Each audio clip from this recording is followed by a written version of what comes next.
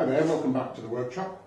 Just going to take a look at these chairs today. These are a labour of, because they don't have a high value, pounds, what they do sentimentally.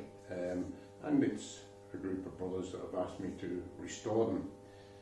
They've selected two tartans, a Macmillan and a McNeil tartan.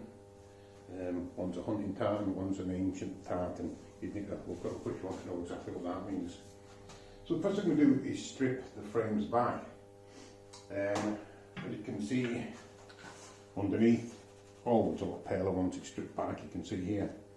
So we strip the chairs back, completely sand them. Some of it's done with a sander and some of it's done by hand, but once we've got the plain frame of the chair, we need to start thinking about what colour we'd like it to be.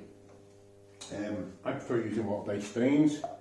I'll put the lacquer over the top because it gives a nice depth of finish and there's no issues with the water-based products being used. What I would normally do is select a number of stains, and on the back of one of the legs, when the wood's plain, I would do some test patches. What I might do is use some kind of colour board as a guide. So these are all stains we've got: antique pine, hemlock, teak, whinge, dark mahogany, French oak, so on and so forth. And you'll notice that each square, even though it's got the same name, is two different shades. That's because one half is the plain stain and the other half is with a lacquer or a varnish over the stain, and what difference that makes. There's an easy way to do that as well. If you just get a bit of water, spray it onto a cloth, got your stain, and that's a quick way of knowing what it will look like when the lacquer's been applied. So, to work out what colour your chair is going to end up, or what you prefer, the way you'd like it, do some test areas on the back. You can just sand them off afterwards. Pick the stain that you want and the finish that you want, based on the process that I've just explained.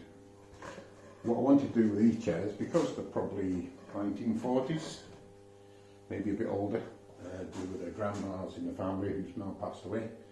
That's why they wanted to get them restored.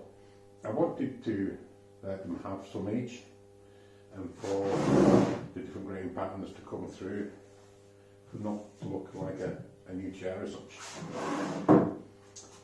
The bases are pretty straightforward, they're actually quite well made. I'll cover this with a beige cloth, but you can see Hessian. There'll be some vegetable matter in there, like coconut skins, and then the sprung as well, which makes for quite a firm pad.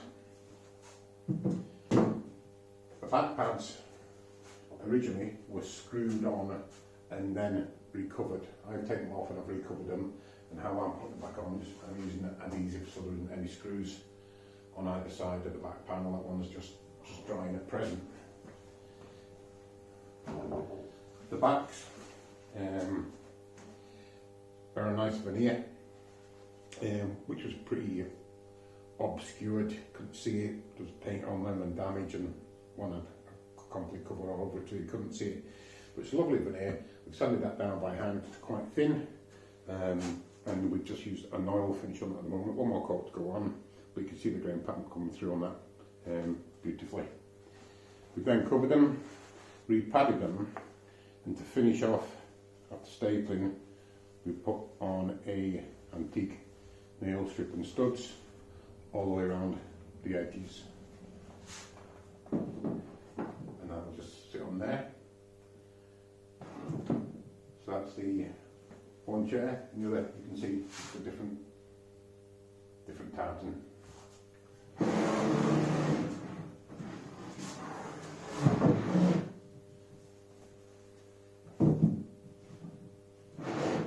Quite smart when they're finished. The impact of the two tartans I think is quite good, and obviously the actual tartans of the family name as well.